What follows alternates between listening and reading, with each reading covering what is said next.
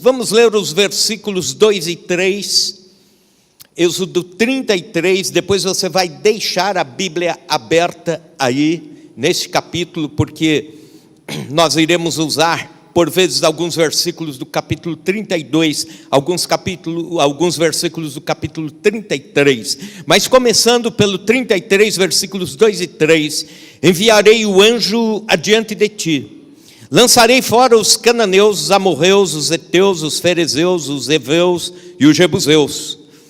Sobe para uma terra que emana leite e mel.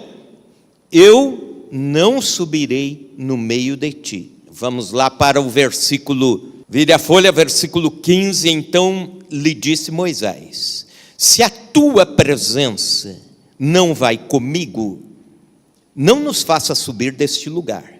E agora o versículo 14, respondeu-lhe: a minha presença irá contigo, e eu te darei descanso. Repita comigo o verso 14, a minha presença irá contigo, e eu te darei descanso. De novo, a minha presença irá contigo, e eu te darei descanso. Queridos irmãos, falando sobre a importância da presença de Deus na igreja, presença de Deus no meio do povo de Deus, lembro-me de uma narrativa do pastor Marcos Inhauser, líder de uma denominação que tem várias igrejas no estado de São Paulo, principalmente, e uma das igrejas estava passando por muitas dificuldades. Havia um grupo de irmãos, assim, que sobrou de uma gestão difícil, e esse grupo de irmãos estava muito desanimado, e os irmãos se reuniram para uma reunião, abriram a porta do templo, e estava lá presente o líder da denominação, pastor Marcos Inhauser, junto com o pastor local, o pastor que já vinha trabalhando, lutando pela restauração, pelo trabalho da igreja, lutando por um recomeço daquele trabalho, daquela igreja naquele local, mas com muita dificuldade.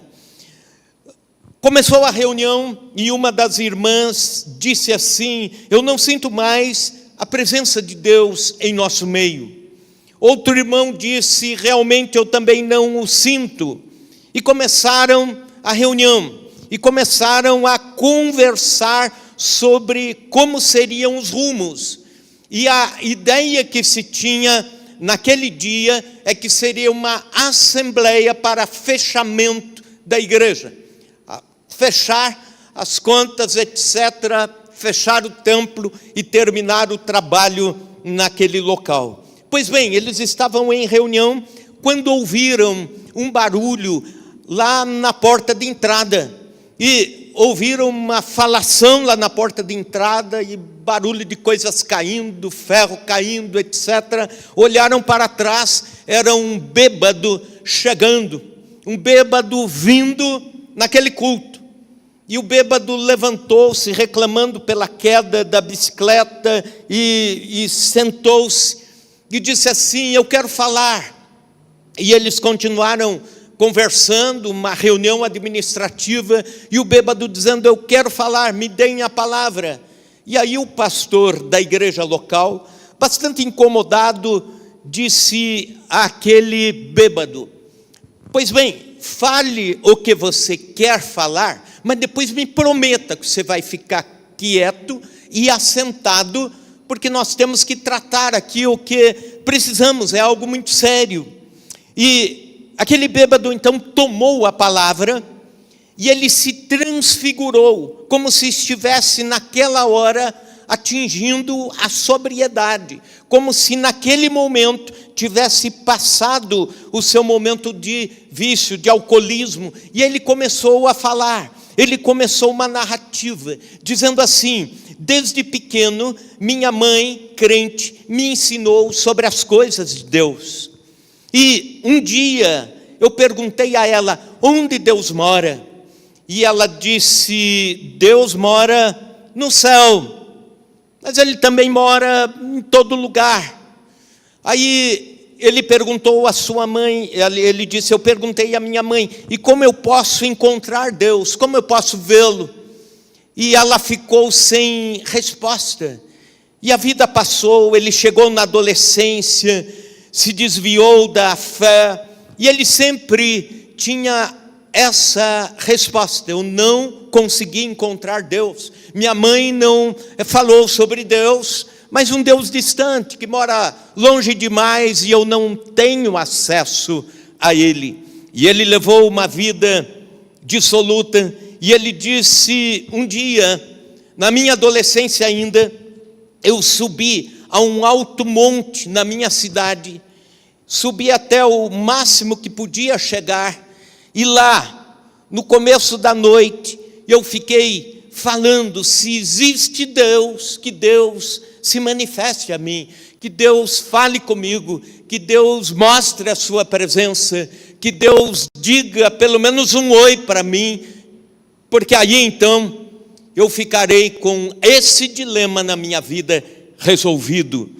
E ele dormiu, e ele diz: eu dormi naquele lugar debaixo de uma árvore, e quando acordei, já era noite, mas algumas pétalas de flor da árvore, florezinhas da árvore, estavam caindo sobre mim com o vento da noite, e eu senti um perfume muito intenso daquelas flores, e eu acordei dizendo: Deus está nesse lugar.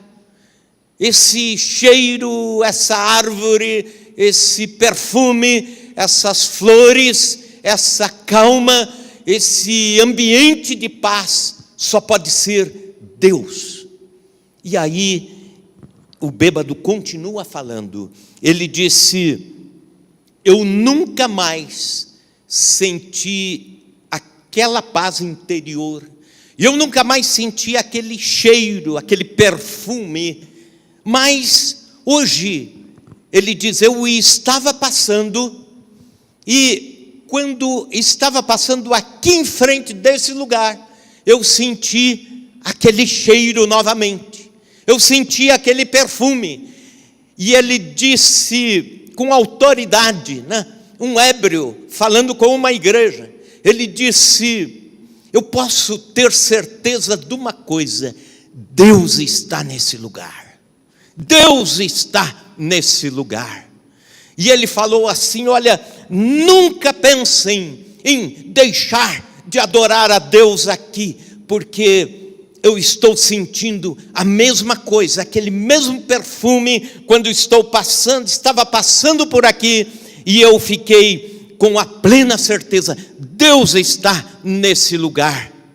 E aí ele pegou a bicicleta e foi embora cambaleando, e os irmãos ficaram olhando uns para os outros, e eles começaram a chorar e disseram: não vamos fechar a igreja, vamos continuar a obra de Deus nesse lugar. Resultado, a igreja está firme e operante lá até hoje.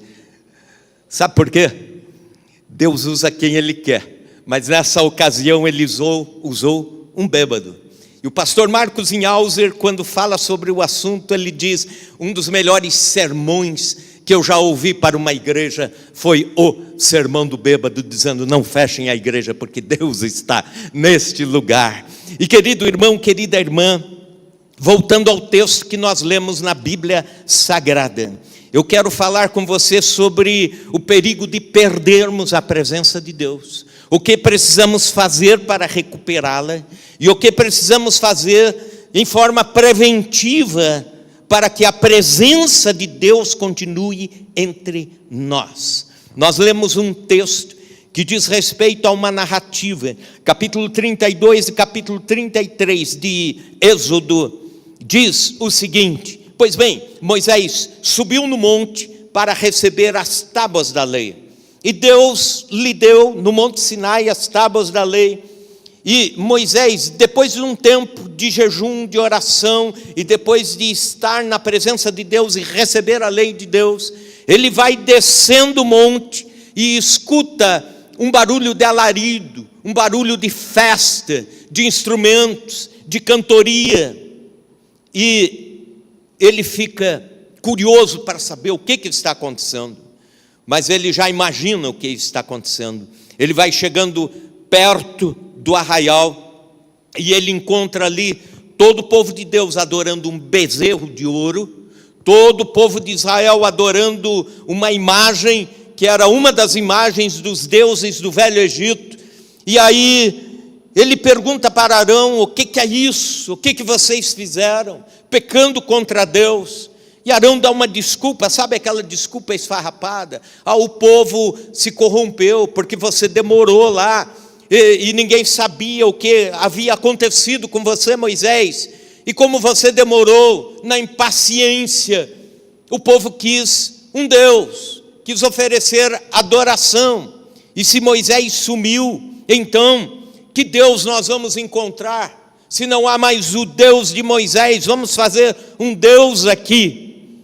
E o Arão disse: eu misturei o ouro dos pendentes, das joias, e saiu esse bezerro aqui. Trabalhamos com o ouro derretido, talhamos e temos esse bezerro de ouro. E a Bíblia diz que Moisés atirou as tábuas da lei no chão, as quebrou, as tábuas que Deus mesmo havia escrito e dado nas mãos de Moisés. A raiva foi tanta que ele atirou no chão, e ele despedaçou aquele bezerro, jogou o bezerro de ouro na água e fez o povo de Deus tomar aquela água ainda. E aí decorre um diálogo de Deus com Moisés. Deus dizendo para Moisés: eu estou saindo, eu não vou mais com vocês para a terra prometida. Vocês vão entrar na terra, eu vou dar os povos da terra nas mãos de vocês, vocês vão entrar na terra onde emana leite e mel, mas eu não vou. Por quê? Em primeiro lugar, e agora me vem uma palavra à mente. Primeira palavra: desagregação. Veja comigo no capítulo 33, versículo 16, o conceito que havia de presença de Deus. Pois como se há de saber que achamos graça aos teus olhos, eu e o teu povo? Não é porventura em andares conosco, isto é, a tua presença conosco, de maneira que somos separados, eu e o teu povo, de todos os povos da terra? Em outras palavras, havia um conceito: se Deus estava com o seu povo era o povo reconhecido como um povo separado para toda boa obra, um povo separado por Deus, um povo separado para causas muitíssimo especiais. Mas o pecado causa uma desagregação. Qual o primeiro pecado que desagrega Deus e a presença de Deus do povo de Deus? Foi justamente o pecado da impaciência, de dizer assim: Moisés está demorando demais, e nós temos que resolver as nossas coisas aqui. Moisés demora, Deus está demorando, sabe-se lá quando ele vai voltar, ou de repente se não morreu lá em cima do Monte Sinai. Nós precisamos nos resolver aqui. A impaciência é um pecado, e a impaciência atinge também em cheio o povo de Deus. Sabe de que forma? Quando a gente começa a orar por algo e depois desiste, diz assim: Deus está demorando demais. A gente já faz um conceito de Deus, já faz um conceito do tempo que Deus tem que agir, do tempo que Deus tem que trabalhar. E é recorrente isso, nós ouvimos constantemente alguém dizendo: eu preciso de uma resposta de Deus até tal dia. Na semana passada alguém me disse isso: eu preciso de uma resposta de Deus até o dia 29 de setembro. Tem uma causa que, se passar desse dia, aí eu entro em pânico, aí eu vou ter perdas enormes. Querido irmão, querida irmã, quando nós temos impaciência no coração, nós começamos a ceder à ansiedade. Onde há ansiedade não existe fé. Se você tem ansiedade no coração, na mesma medida da ansiedade você não vai ter fé. As duas coisas não ocupam o mesmo lugar ao mesmo tempo. A impaciência Veja comigo o capítulo 32, versículo 4, que diz: este recebendo-as das suas mãos, trabalhou o ouro com buril e fez dele um bezerro fundido. Então disseram: são estes, ó Israel, os teus deuses que te tiraram da terra do Egito. E aí entra outra coisa, a idolatria. Atrás da impaciência, a idolatria. O buscar um Deus que me atenda no meu tempo. O buscar o Deus que resolva a minha causa, a minha situação, no tempo em que eu preciso. E atrás de um coração impaciente pode vir a idolatria. Versículos 5 e 6, Arão, vendo isso, edificou um altar, e diante dele, apregoando, disse: amanhã será festa ao Senhor. Só que não era ao Senhor, era um bezerro de ouro. No dia seguinte madrugaram e ofereceram holocaustos e trouxeram ofertas pacíficas, e o povo assentou-se para comer e beber, e levantou-se para divertir-se. Eles estavam cultuando como se fosse ao Senhor, nos ritos que se oferecia culto a Deus, só que a um bezerro de ouro. Que imagem nós fazemos de Deus? É interessante que, se a gente tiver a imagem errada de Deus, conceito errado de Deus, nós corremos o risco de sermos crentes e sermos idólatras. Estarmos adorando como todo o povo de Deus adora, mas de um jeito errado. Estarmos adorando a Deus, mas com conceito de Deus diferente. Eis porque devemos ler a palavra de Deus, ouvir a palavra do Senhor, para entendermos quem é Deus, os atributos de Deus, atrás da impaciência, a idolatria, mas também a dureza de coração. Veja comigo o versículo 3 do capítulo 33, sobe para uma terra que emana leite e mel. Eu não subirei no meio de ti, porque és povo de dura cerviz, para que não te consuma eu no caminho. És povo de dura cerviz. O que é isso? Uma tradução mais livre poderia ser assim: um povo que teima demais em continuar no pecado. Sabe aquela pessoa que você fala de Jesus, ela endurece o coração. Fala de santidade, endurece o coração. Fala de mudança de vida, endurece o coração. A teimosia para com as coisas de Deus. E Deus diz: esse foi outro pecado. Então, o pecado foi tirando Deus, desagregando Deus de entre o seu povo. Essa é a maior tragédia, quando Deus não é mais presente com o seu povo. E uma coisa pode fazer isso acontecer: o pecado. Talvez não como Israel, o pecado da impaciência, o pecado da idolatria, o pecado da dura cerviz, mas quem sabe outros tantos pecados afastam a presença de Deus. E aí a gente faz tudo igual, como se fosse, mas sem a presença de Deus. Essa é a primeira palavra, desagregação. A segunda palavra, restauração. Veja que o povo de Deus, quando ouve que Deus não vai mais com eles, veja o que começa a acontecer. Versículo 4, 33, versículo 4. Ouvindo o povo estas más notícias, pôs-se a prantear, e nenhum deles vestiu os seus atavios. O povo começou a chorar. O povo começou a se arrepender dos seus pecados. Arrependimento é quando a gente começa não só se entristecer pelo pecado, mas mudar a direção, odiar o pecado, ter a firme convicção de que estamos no caminho errado e precisamos mudar a rota. Isso é a palavra arrependimento, quer dizer mais ou menos isso: você ter consciência pelo pecado, consciência do pecado, consciência, entristecimento e mudar a direção. Existe uma diferença entre remorso e arrependimento. Remorso, a pessoa sente tristeza por aquilo que aconteceu, sente vergonha, remorso, mas fica parado. Em algum dia pode voltar naquele caminho, naquela direção. O arrependimento vai além, é o entristecer-se e mudar a rota. Estava indo para lá, volta-se para cá. O arrependimento sempre é seguido de uma conversão de rota.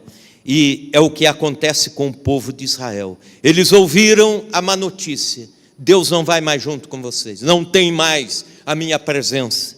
E aí, arrependimento, começam a chorar. Também consciência. O povo começa a entender que aquele Deus não podia ser desprezado. O Deus que os tirou da terra do Egito, o Deus que fez milagres, o Deus que arrancou com mão forte o povo do Senhor de sob o jugo de Faraó. E aí o povo começa então a ter consciência: não podemos ir sem a presença de Deus. É coisa muito triste quando Deus não é mais presente. Quando Deus não é mais presente na sua vida, quando Deus não é mais presente na sua família, quando Deus não é mais presente no dia a dia, quando Deus não é presente na igreja. Quando eu era estudante de teologia no seminário, houve uma exposição a respeito de uma mega igreja. Estavam começando os movimentos das mega igrejas nos Estados Unidos da América. Aquelas igrejas que têm mais de 10 mil membros num só local, até hoje é chamada de mega igreja. E os alunos queriam conhecer, um professor esteve lá, etc., e trouxeram muitas informações sobre a tal igreja. E o professor disse o seguinte, que assistindo como era o movimento da igreja, como era a dinâmica dos ministérios, como era a organização, como era o estilo de culto, como era o treinamento e capacitação para a liderança, como era a música da igreja, como era a sonorização, como eram os trabalhos evangelísticos, como eram as conferências, etc. O professor encantado com aquilo. E havia um outro professor de um outro seminário americano, perto, junto assim, e aquele outro brincando, ele disse uma coisa interessante, brincando, mas olha, ele disse assim: olha que igreja sensacional, né? E quanta gente, e quantos recursos essa mega igreja tem.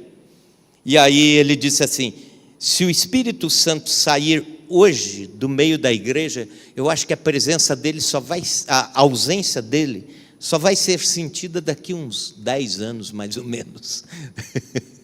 Se o Espírito Santo sair da igreja, a igreja tão bem, que a sua ausência só vai ser sentida daqui uns 10 anos. Mas é consciência, o povo de Deus tem que ter consciência. O mais precioso para nós é a presença de Deus. O mais precioso que temos é a presença de Deus. O que de mais valor nós temos na IPI de Chapadão do Sul é a presença de Deus, não esqueça isso. Mas também precisa haver uma ruptura com o pecado. Veja o versículo 5. Porquanto o Senhor tinha dito a Moisés: dize aos filhos de Israel: eis povo de dura cerviz, se por um momento eu subir no meio de ti, te consumirei. Tira, pois, de ti os atavios, para que eu saiba o que te hei de fazer. Então os filhos de Israel tiraram de si os seus atavios, desde o monte Horebe em diante. Em outras palavras, eles tiraram os sinais que tinham sobre si de objetos de idolatria, objetos de beleza pessoal, mas que tinham a ver com a idolatria. Não é errado você usar objetos de beleza pessoal, seja um brinco, um relógio, uma aliança, etc. Mas o problema daqueles atavios era que eram ligados à idolatria. E Deus diz: vocês têm que tirar todas as marcas da velha vida, do velho Egito, da idolatria de outros deuses, tirar isso de sobre vocês. E aí eles tiram, uma forma de romper. Precisamos no arrependimento romper com a velha vida. Também a oração. Moisés se entrega à oração depois dessa palavra da parte de Deus. Veja o versículo 7. Ora, Moisés costumava tomar a tenda e armá-la para si fora, bem longe do arraial, e lhe chamava a tenda da congregação. Então, quando o texto diz tenda da congregação, saiba que era o lugar onde Moisés se encontrava com Deus. Todo aquele que buscava ao Senhor saía à tenda da congregação, que estava fora do arraial. E Moisés se retira para orar. Moisés tinha um lugar para orar. Moisés tinha um lugar especial, fora do arraial, onde ele ia, armava a sua tenda, e não sei quanto tempo ele ficava ali, mas ali era o lugar da oração, era o lugar dele consertar as coisas com Deus, do povo com Deus, da nação com Deus. A restauração de uma igreja quando a presença de Deus não está mais no meio dela, precisa logo após o arrependimento, a consciência, a ruptura, entregar-se à oração. E como Moisés orava? A Bíblia diz que é constantemente, ainda no versículo 7, costumava tomar a tenda. Então, o povo já estava acostumado a ver Moisés, vez ou outra, pegar os apetrechos de uma pequena tenda, ir para fora do arraial, armar a tenda e ficar em oração. Eu e você precisamos ter o nosso costume de oração, a nossa tenda da congregação. Seja em qual lugar for, no seu quarto, na sua sala, quando nos reunimos em oração no templo, quando buscamos a presença de Deus, mas tem que ser um costume, não pode ser uma vez ou outra, temos que ter vida de oração, e Moisés costumava. Também, Deus encontrava Moisés face a face, Moisés se encontrava com Deus face a face, intimidade. Versículo 11, falava o Senhor a Moisés face a face, como qualquer fala a seu amigo. Então voltava Moisés para o arraial, ele ia, encontrava-se com Deus na tenda da congregação, falava com Deus, Deus falava com ele voltava em intimidade com Deus. A oração do crente não pode ser apenas um monólogo. Sabe, a gente às vezes tem essa ideia de orar, falar com Deus, levantar e continuar a vida. Ore, mas espere Deus falar com você. A gente chama isso de momento de quietude. Você orar, colocar diante de Deus seus anseios e aguardar que Deus fale e esperar em silêncio a voz de Deus. Era o que Moisés fazia. E por que Moisés orava? Ele orava em intimidade com Deus. Veja versículo 13, a primeira parte. Agora, pois, se achei graça aos teus olhos, rogo-te que me faça saber nesse momento o teu caminho, para que eu te conheça e ache graça aos teus olhos. Ele orava pedindo intimidade com Deus. Ele orava pedindo honra para a igreja do Senhor. Veja a segunda parte, a última frase do versículo 13. E considera que essa nação é o teu povo. Nós precisamos orar pedindo para que Deus honre a igreja. Sabia disso? Temos que orar por isso. Temos que clamar pedindo: Senhor, abençoa a tua igreja. Senhor, que a tua glória se reflita na igreja. Senhor, caminha com a tua igreja. Eu e você precisamos fazer isso. Moisés fazia isso pela igreja. Também ele orava com lideranças da igreja. Veja o versículo 11, como termina. Porém o moço Josué, seu servidor, filho de Num, não se apartava da tenda. Eu imagino que Josué aprende a ser um grande líder vendo Moisés orar. Nos momentos mais difíceis e tensos da vida de Israel, nós encontramos discretamente a figura de Josué junto com Moisés.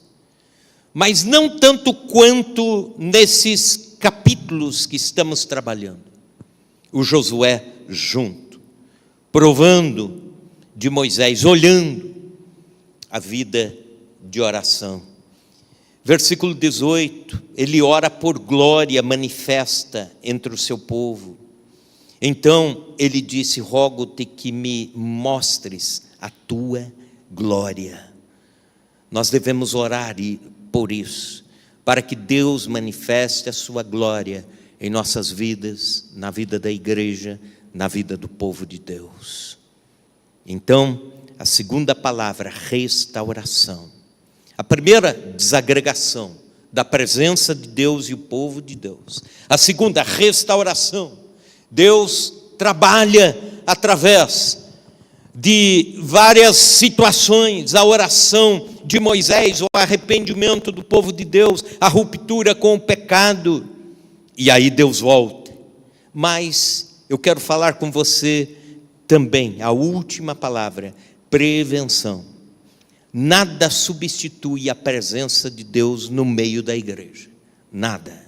E isso o texto também nos deixa claro, de que nós temos que nos precaver para continuarmos tendo a presença de Deus. E de que forma? Valorizando a presença de Deus. Veja comigo o capítulo 33, versículo 2. Enviarei o anjo adiante de ti. E aí, a última parte do versículo 3. Eu não subirei no meio de ti. Deus está dizendo, por causa do pecado, eu não vou. Eu me envio um anjo, já que prometi, vai o anjo, mas eu não vou. Depois, Deus muda de ideia. Depois, Deus vai sim. Porque Moisés embirra e diz, nós não vamos sair daqui se o Senhor pessoalmente não for conosco. Mas quando todas as coisas estão consertadas, Deus diz, subirei, irei junto. Mas eu e você podemos ter muitas expressões de espiritualidade, a presença do anjo de Deus, mas nada substitui a presença do próprio Deus. Nada. Deus tem que estar conosco. No culto, na oração, na vida com Deus, no dia a dia, no trabalho. Deus conosco. Presença manifesta de Deus. Aí você diz, mas Deus está em qualquer lugar. Sim, Ele está em qualquer lugar. Ele não depende de geografia, mas existe o que nós chamamos de presença manifesta de Deus. Precisamos ter Deus de fato e senti-lo e sabendo que está conosco. Não há substitutos para a presença de Deus no meio da igreja. Irá um anjo? Não. Nós queremos a presença de Deus. Deus promete a vitória também, versículo 2. Dizendo, lançarei fora os cananeus, os amorreus, os heteus, os ferezeus, os heveus, os jebuseus, quer dizer, os inimigos da terra, eu vou dar vitória, tal, mas eu não vou junto. Israel diz, mesmo tendo vitória, nós queremos a presença. Não saímos daqui se não tiver a presença. E é interessante que quando nós vamos orar, a gente não deve orar apenas por vitórias de Deus, mas prioritariamente pela presença de Deus na nossa vida. Moisés não quer apenas o anjo, ele quer a presença de Deus. Não quer apenas as promessas de vitória, ele quer a presença de Deus. Isso é prevenção. A gente só se mover com a presença de Deus. Agir com a presença de Deus.